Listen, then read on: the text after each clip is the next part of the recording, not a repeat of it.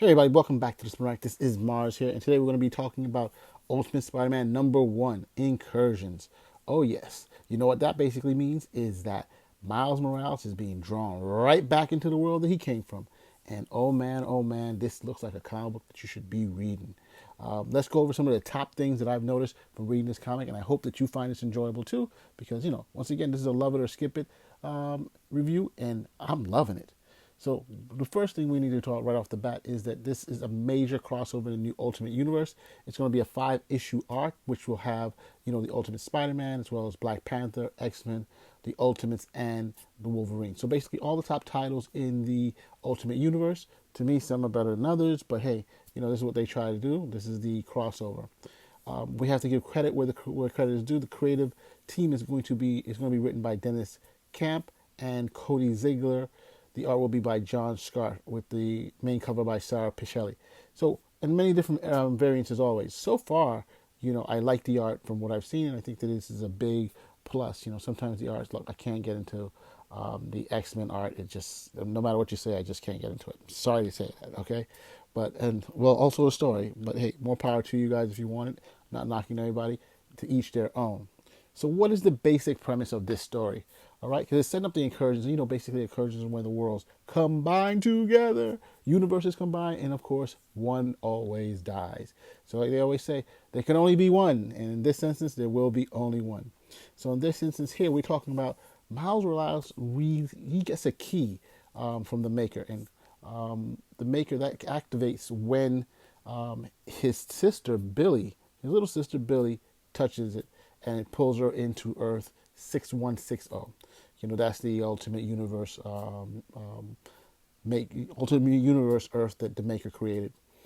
In order to save her, he jumps right after her right away to try to save his sister.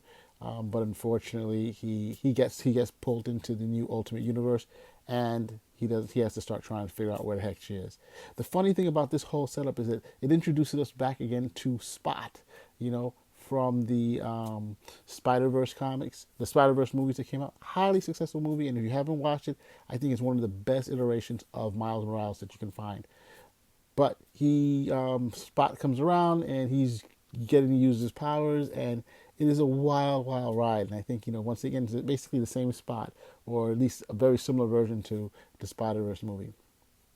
One of the big things that you find out in this new incursion setup is that he bumps into the Peter Parker in the Ultimate Universe, who is completely different from the Peter Parker in our standard, 616 universe.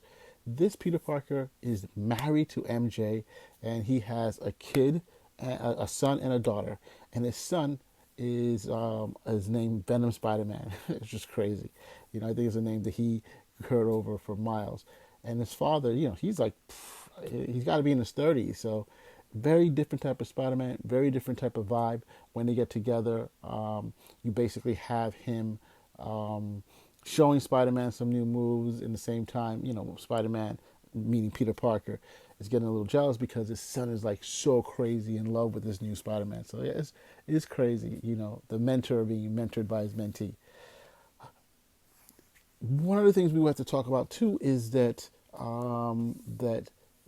basically you have the whole Spot once again. The battle for the multiverse, and Spot is very interesting because once again in this particular comic, he's making jibes to Spot, dissing him once again. The same thing that he does in the Spider-Verse movie. I just have to remind you guys that because it's really, really funny. If you like that, you're definitely gonna love it. So far from what I've seen, some of the actions have been what people have been talking about is that, hey, the movie, excuse me, the comic is interesting. Some people like it. Some people think it's a little slow pacing, but I thought it was pretty dynamic. It's a setup. The first issue is going to be a setup, and it's not going to have tons of action, but it really set up the whole situation, how he gets from 616 to the brand new, to the Ultimate Makers universe. So For me, I think that if you are a fan of I know I've probably reiterated several times that you're a fan of the Spider-Verse movies, you're a fan of Miles Morales. If you're even a fan of the Ultimate Universe, because this is going to encompass all of it, I think this will be a very good thing to jump into. And it also may be a good start for those of you who haven't been part of the Ultimate Universe to understand what's going on. Just a brief heads up, the Ultimate Universe was created by the maker, who basically is a version of Reed Richards. We'll get into that with another video. So, hey, if you like what you hear, give me a thumbs up, comment, subscribe. Spinnerack out. In this world, we also have other people who've noticed the incursion by Miles.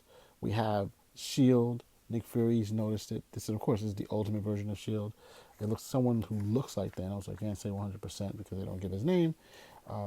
We have other people amongst them like Magic, and again, they all want the power of the maker. They're not sure what it is, what's happening. Some of them even noticed that the sister has also made it in, but they're trying to find out more. But they want the power. In addition, we also see, I guess, the Ultimates with Doom, Captain America, and Iron Man. Their version of like the Avengers. They also send someone after Miles Morales because they need to contain this as soon as they possibly can. One thing that we see also in the comic book is that Miles Morales goes back to Brooklyn and he goes to his old room and there's somebody else in there. And, life changes, things move on, nothing stays the same, especially since he went into the regular universe.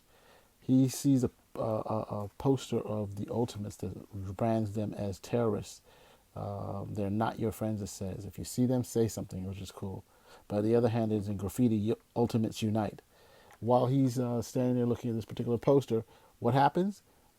We have a giant version of the Wasp catches him. Of course, his spidey sense gets him, but it's a little too late, and he's caught in an arm. And that basically is how the episode ends. The issue ends, excuse me. But hey, happy, very satisfied customer. I would say let's get on with the new one. Spinnerack out.